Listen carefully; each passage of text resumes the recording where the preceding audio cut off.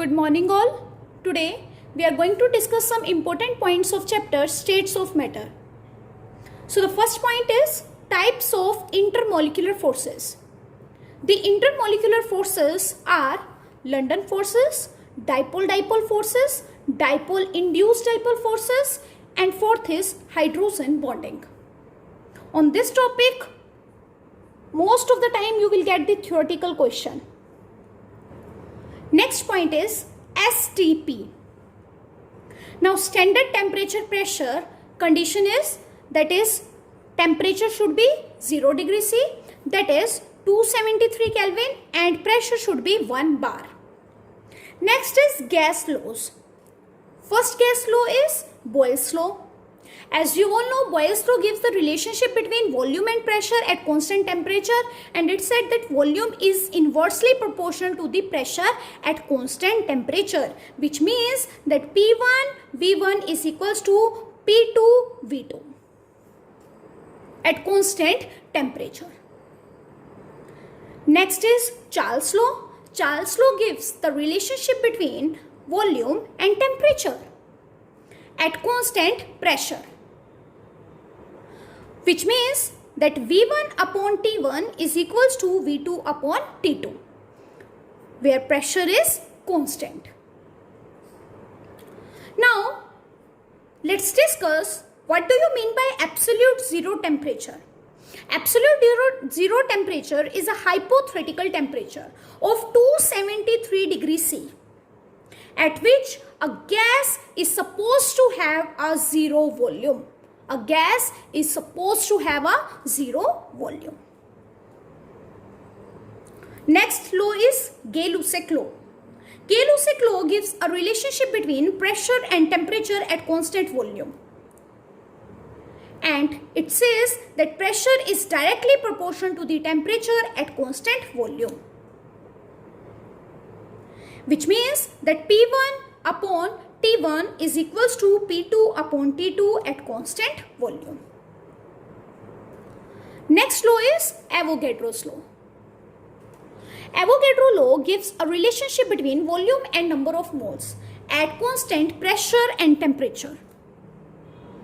It says that volume is directly proportional to the number of moles at constant pressure and temperature, which means that V1 upon N1 is equals to V2 upon N2 at constant pressure and temperature. Now, at STP, molar volume of any ideal gas or a combination of ideal gas is 22.7 liter per mole.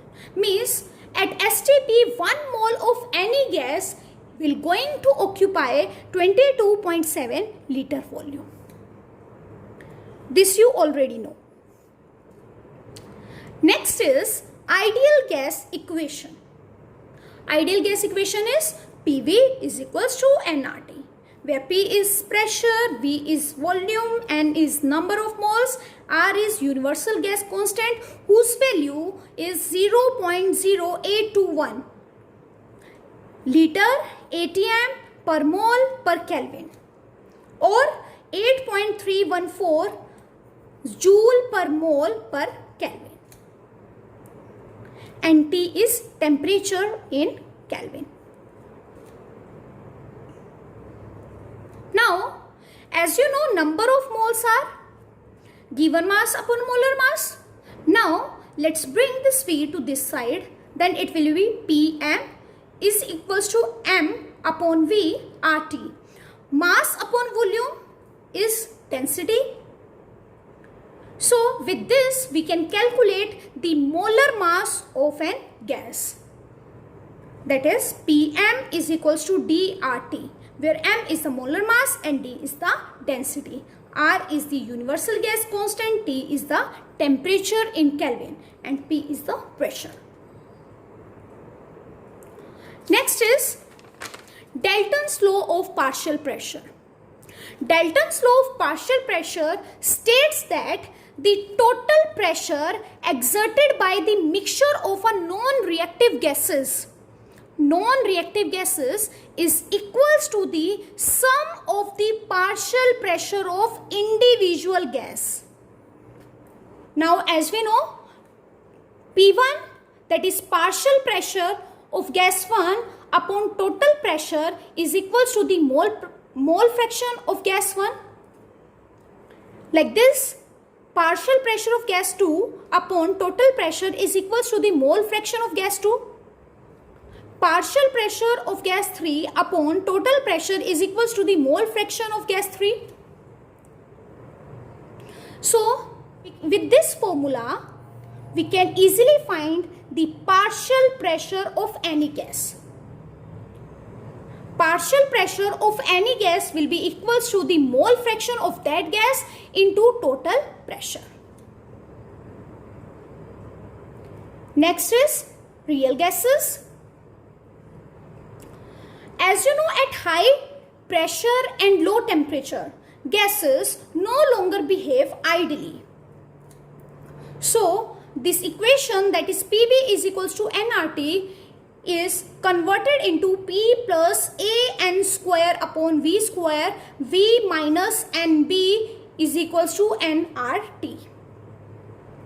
And this is known as Van der Waals equation or real gas equation, where P is the pressure, N is the number of moles, V is the volume, N is the number of mole, and R is the universal gas constant, T is the temperature. And A and B are the Van der Waals constant, Now, next point is about compressibility factor.